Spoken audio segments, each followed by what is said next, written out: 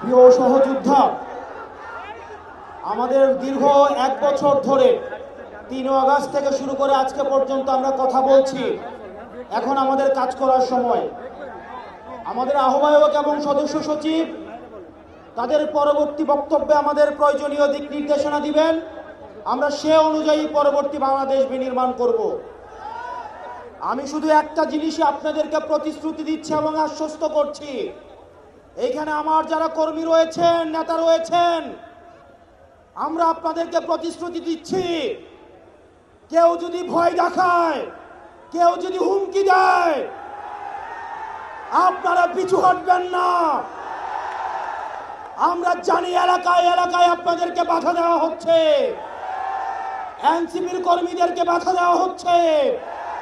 আমরা দ্ব্যর্থ কণ্ঠে বলতে চাই, টেকনাফ থেকে তেঁতুলিয়া, রূপসা থেকে পাথুরিয়া, এনসিপির একটা নেতা কর্মীর দিকে যদি কেউ চোখ তুলে তাকায়, আমরা তাকে রাজনৈতিকভাবে মোকাবেলা করব। প্রিয় এনসিপির কর্মী এবং সহযোদ্ধারা, পরবর্তীতে আমাদের আহ্বায়ক এবং সদস্য সচিব প্রয়োজনীয় দিক নির্দেশনা দিবেন।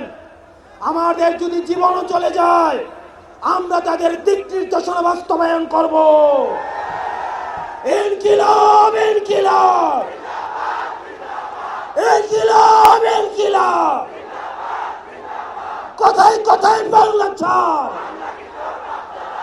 এই দেশ আমার দেশ, এই দেশ আমার দেশ। NCP NCP.